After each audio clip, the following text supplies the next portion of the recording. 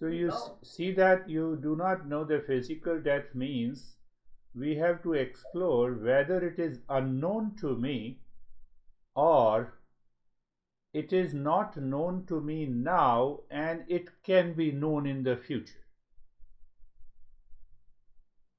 Two things, two possibilities.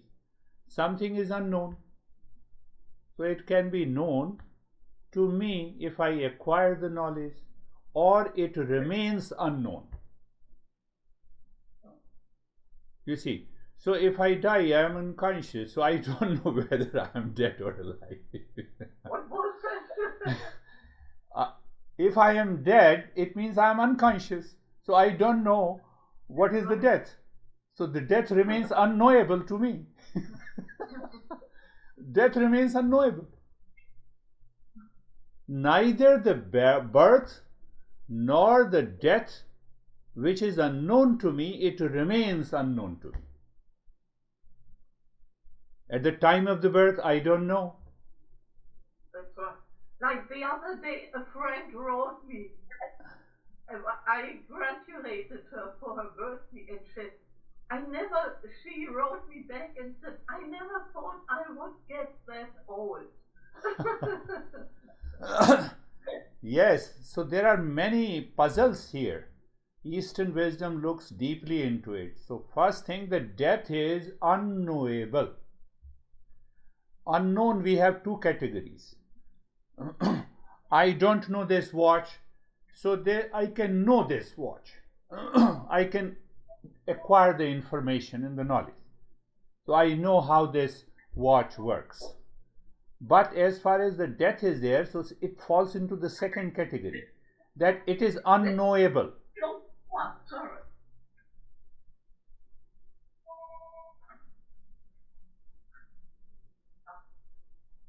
What's the point? I'm sorry. Yeah. So it is unknowable. That is the first thing that we should be very clear. Now, ask yourself, should I be scared which is unknown? I should not be. I should have a fear. If the tiger is there, I know the tiger is going to kill me, attack me. So it's a fear of known. Anything that is known scares me, there is a definite treatment. But which is unknowable, and I'm unnecessarily scared. And that is where the fear of death comes in life. I don't know what is death, still I am scared.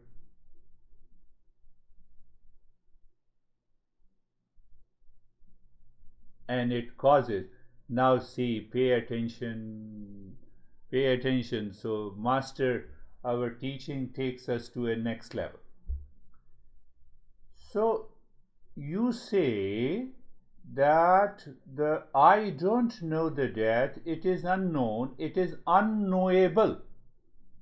How hard I try to know the death for myself, I don't know. I cannot know. And if I am dead, I cannot know what is death. So it is unknowable. No, but I have a genuine fear I experience. Sometimes I think I will die. Oh, this is not. I get stressed. So what is this fear? So this fear is not the fear of the death. This fear of death is the fear of losing what I have at this time. Fear of losing my relations, fear of losing this body, fear of losing the money. That fear is labeled as the fear of the death. How old I am? 105. Do I want to die? No, because I will lose this body. This body is not working at all. So I have a fear of losing the present body. I have the fear of losing the present wealth. I have the fear of losing my relations.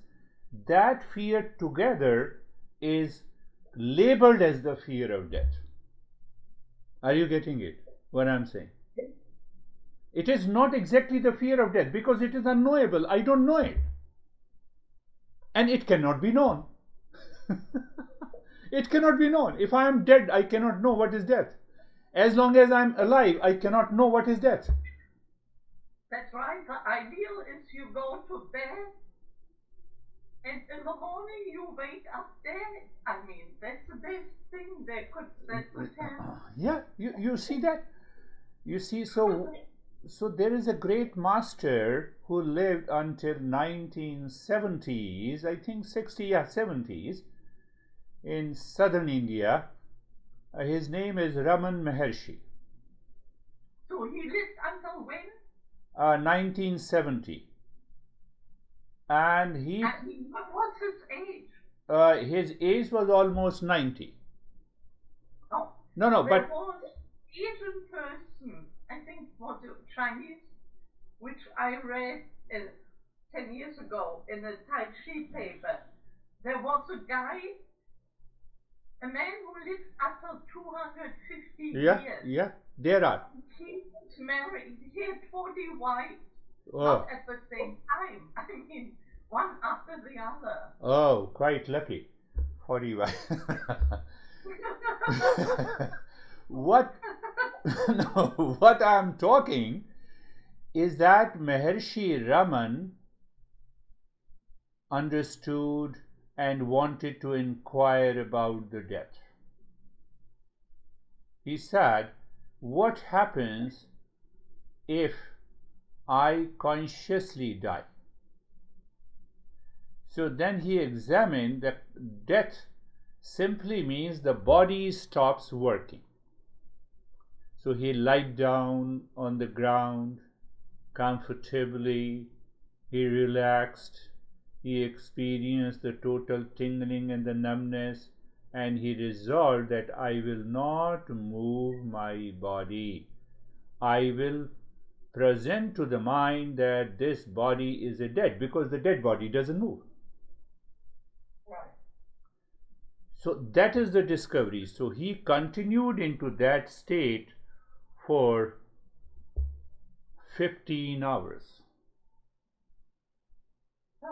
without moving. 15 hours. Then he went into another time he practiced. He said, no, I'm now dead.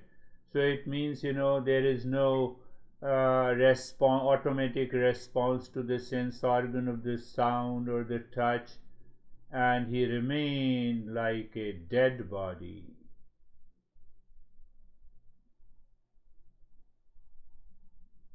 For many days and the weeks. So what he said in his experience, that is what I narrated to you, and then he realized that I is only clinging to the body to declare me and a mind, but that I is a pure consciousness which is independent of the body. So there is a death of the body, but I don't die. He became one of the great masters. You will be surprised if you talk to the French people, and especially those who are old in France, they talk of Raman Maharshi. They declare that Raman Maharshi is a god. He is very popular in France. In the spiritual domain. So then he took up the highest teaching of the Eastern wisdom, and he said, you have to discover who am I. So when the body lives in a total state of motionlessness, and you keep on asking the question, who am I? So I related to the body, I am the body dissolves, I am the breath dissolves, I am the mind and dissolves, and then the time comes in meditation that very I-ness drops. What remains is the pure consciousness. That is your true nature, and the pure consciousness doesn't die. So there are many examples. By many examples we understand. Now, if the house is demolished, does the space is destroyed? No, the space remains the same. The space, what is a house? House means the enclosed space. What do you mean by the body? Enclosed consciousness. So the space inside the house, if now just for a while you remove the space, where is the house? So the house of the boundary depends on the space. The space does not depend on the house. Consciousness, it does not depend on the body. Body depends on the consciousness. So take this body as an enclosed consciousness, but the consciousness is inside, consciousness is outside, the consciousness inside the now the space inside the room and the space outside the room both are same. In 9/11, these two centers were destroyed, but the space is not affected. The space remains the same. Space remains untouched. Same way. So once we discover that consciousness and we experience it is not dependent on this body, on the breath, on the mind, on the intellect, on the I thought, we got awakening. Awakening means I don't die. In fact, that is the topic. I don't take the birth and I don't die. What is your date of birth? My date of birth is for example, 1950, 1st of January. Oh, okay. So it means before 1st of January 1950, you did not exist? No, I exist in the womb of the mother. Oh, so we want to know your date of birth.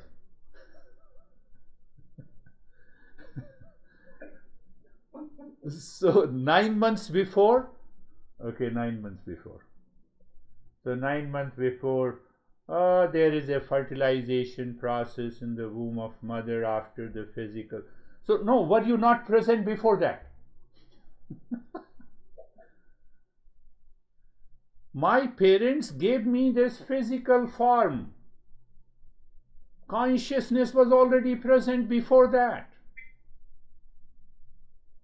Consciousness, my parents gave me the egg and the semen, and it is fertilized, and my mother kept me in the womb in her womb.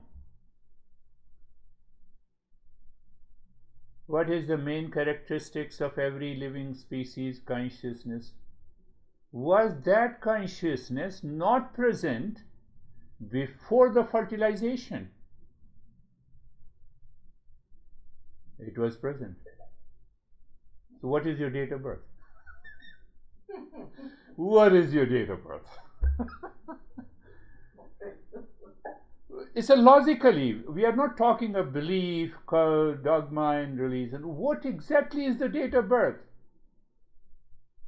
No, it's the date of birth of the body, and date of birth is, we always tell the false date of the birth, because the moment this body appeared separated from the mother, we say that is the date of birth, but that is wrong. We existed before that in a physical form.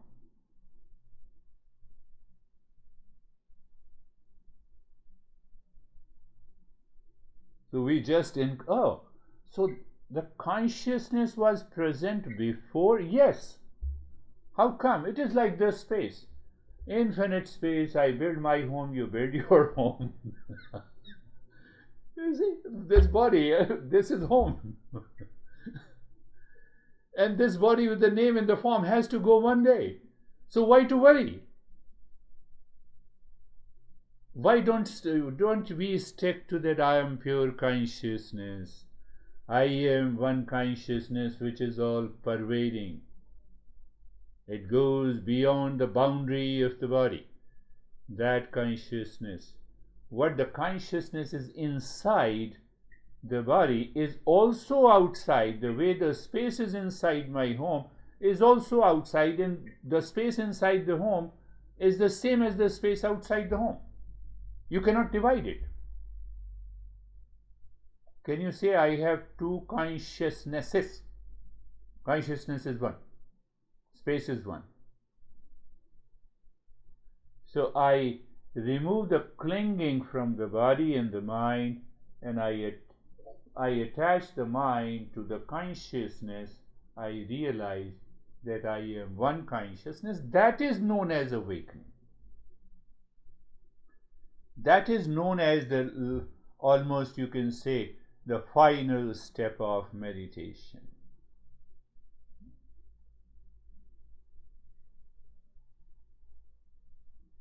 Your house, my house.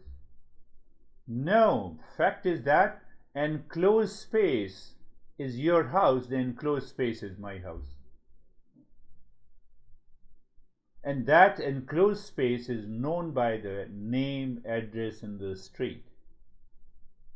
So I start identifying myself with the body, and then the culture, the society, and the people heavily condition my mind. Oh, you will die, you have taken birth, you have a birth, you have a death. Where is the birth and the death? Is there any birth and death of the space? Can there be a birth and the death of the space? So the way in that space this house manifested, it will unmanifest. Why to worry about the death? Why to worry?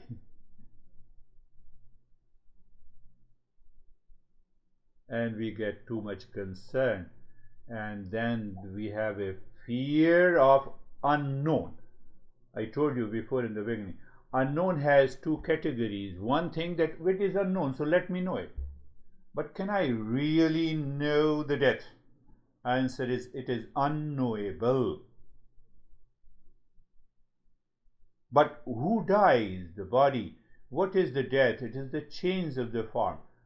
Do you see that this body contains carbohydrate, protein, will be destroyed forever? No, it will continue.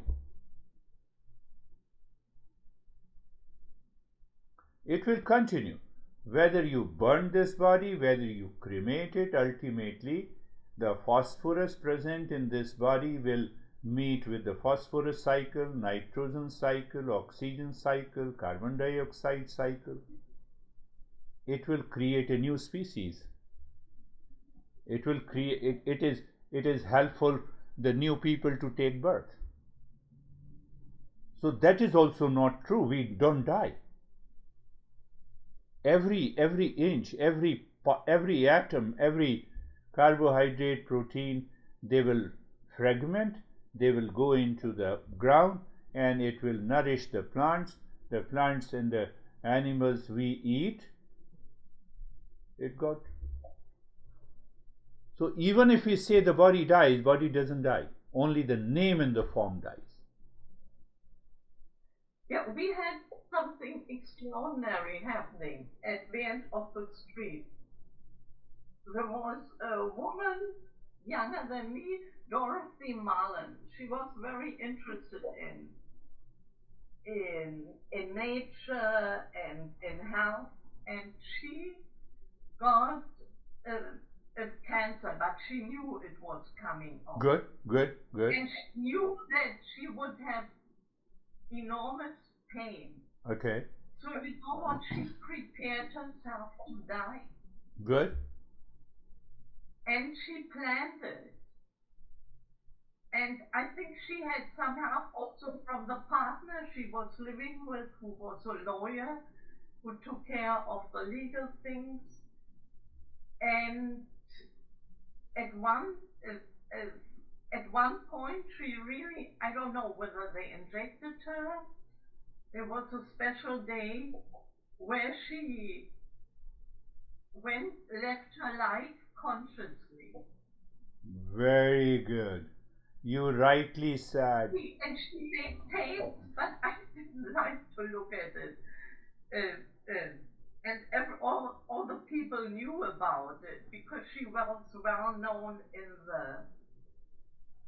the town, because she arranged once a week people met, and she arranged healthy luncheons for it.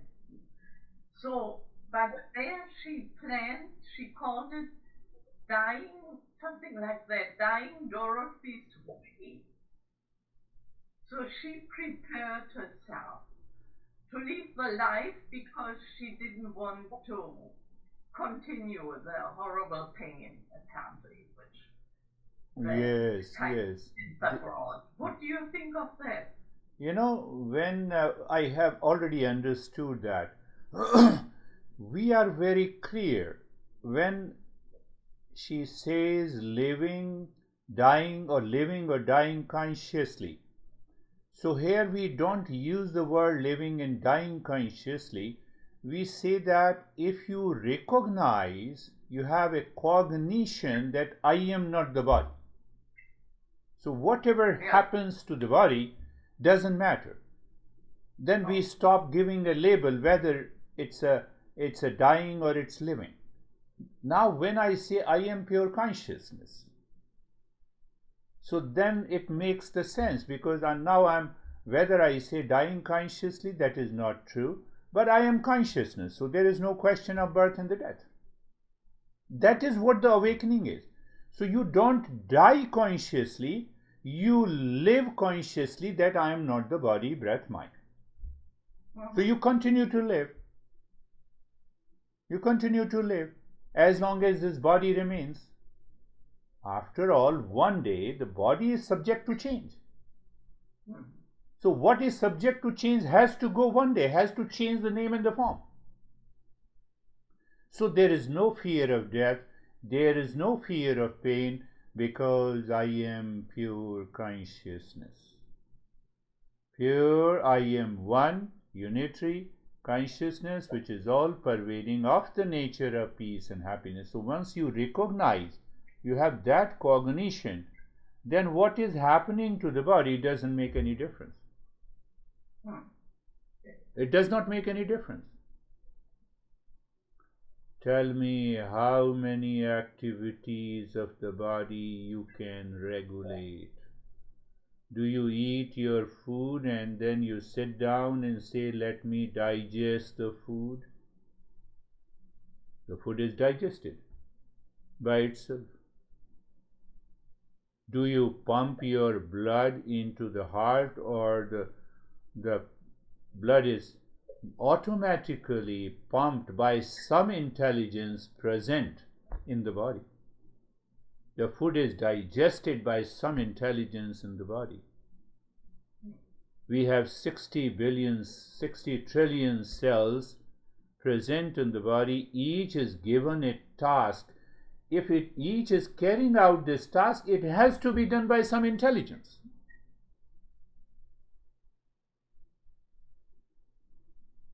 And that intelligence, if is devoid of the consciousness, is no intelligence at all. Mouse is there. Mouse is definitely, it has got the memory of intelligence, but if the conscious hands does not use it, this is useless. Every cell of the body has its intelligence, and for being intelligent you need a consciousness. So our master says, you are consciousness. Yeah, you are a knower, that knower is the knowledge, that knower is the intelligence, that knower is the consciousness. You cannot be the body, because body is matter, matter is inert. Inert means whatever is inert, inert. Mouse cannot know itself, it cannot know others. I know that I am holding the mouse, but the mouse does not know that I am holding her. So now examine from that, body doesn't know. But such an intelligent activity that is constantly happening in the body 24/7 has to have some intelligence. What is that intelligence? It is consciousness. I hold the mouse, so there is someone, holder has to be there for the object to use it. Holder. The holder of this body is me, and that me is consciousness. That is the subject matter of meditation or mindfulness. I recognize that I am the consciousness. Do you see the lungs are functioning? That intelligence knows how much blood is to be supplied to the lungs, to the eyes, to the nose. That intelligence knows that what is to be supplied to the eyes. What the science says you need a vitamin D or E, that is the secondary stage. If I don't have that intelligence, if the body does not have an intelligence, and you take a vitamin A pills, it simply comes out. That intelligence recognizes this is vitamin A. Oh, it has to go there, it has to go into the eyes, it has to go into the nose, it has to go into the heart, it has to go. Look at it. That intelligence knows, no, inhaling has to go into the lungs, not into your food pipe.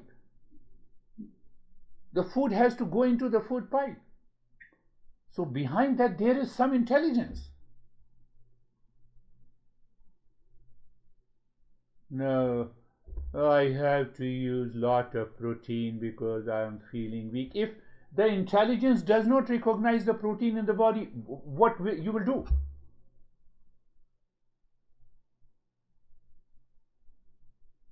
And that intelligence is what my real self is. And that real self is common in everywhere. How can you say it is common in everywhere? The crocodile recognizes what is his prey. That is more important to know. A fly, a mosquito knows, here is this guy or a girl, I have to sit on his and her arm and to squeeze the blood. There has to be some intelligence. They are not frustrated. They don't sit on the stone to suck the blood. So there is some intelligence. Degree of intelligence may vary, but intelligence is present, and that intelligence is consciousness. That is knowledge. And it is found everywhere, starting from the ant to the elephant to the tiger to the human race. We can tap that intelligence as a human being, no other animals can, and that is where the journey of the yoga, mindfulness, and meditation comes. Are you getting it? So that intelligence, whether you say it is supreme intelligence, whether you say it is intelligence, but now pay attention, whatever masters are saying, intelligence, the moment you use the word intelligence in a human being, I have to be conscious. Because being conscious, only I can know intelligence. So now question comes, is the intelligence and consciousness are one and the same? Yes. That consciousness is intelligence, that consciousness is peace, that consciousness is happiness, that consciousness is the love.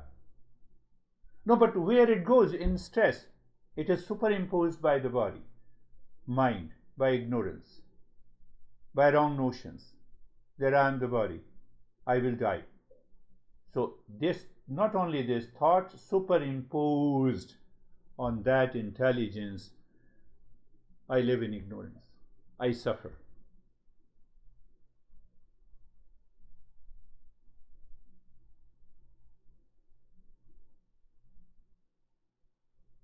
So meditation or mindfulness or any meditation.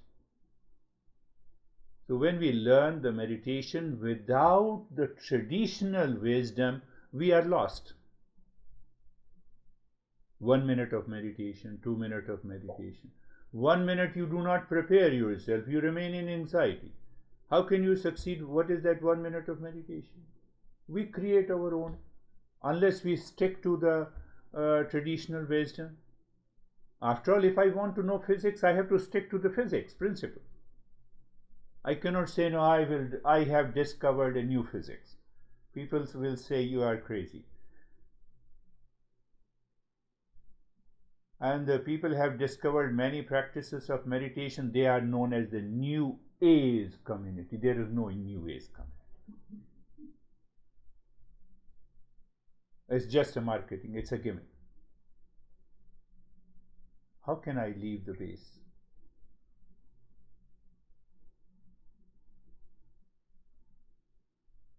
You see, you look at, even forget about these non-living beings.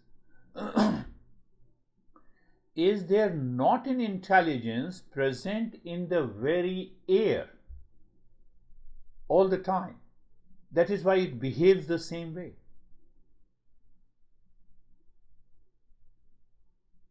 Air does not say that I will become water and I will cause a flood in your house. It remains the same. But so to remain the same and functioning at the same level harmoniously, there must be some intelligence behind. Even take an example, Earth.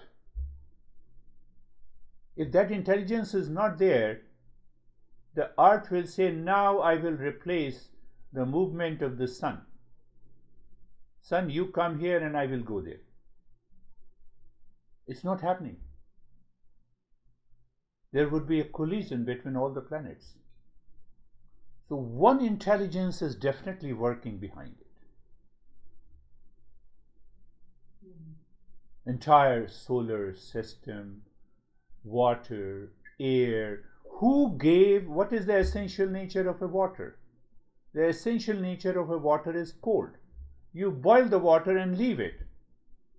The water returns to its essential nature. Who gave the intelligence to the water to return to its essential nature? You heat the iron. So there is a red hot iron ball. So the iron returns to its original nature. It no longer remains red. It no longer remains hot. Do you see that? We need an extraordinary awareness to reach to that highest state of meditation. No, I see everything, everywhere that consciousness is present. See the space. Everything follows harmoniously. That intelligence, whether it's a living being, whether it's a non-living being.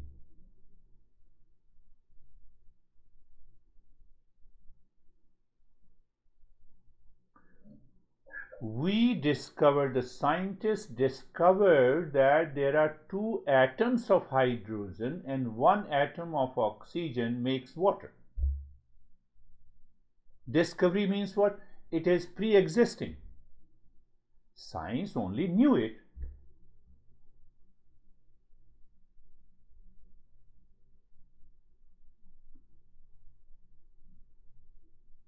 So it means that consciousness is present there also. That consciousness is present everywhere. And once we recognize that consciousness as the ultimate cause, is the is what is the goal of mindfulness and meditation. So what happens? I experience a sense of freedom. So what is the bondage? Because I'm bound and limited by this body. I'm bound and limited by this mind.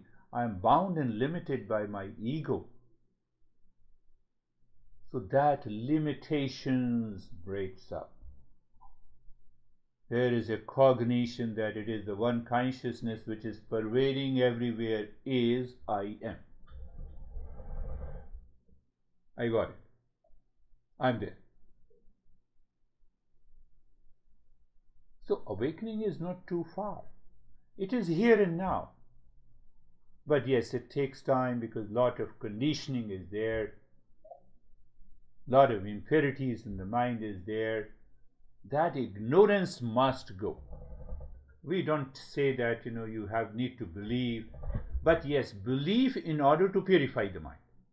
Oh, here is a tool, here is a practice, here is a way. You believe it and do the practice, but only goal is to purify the mind.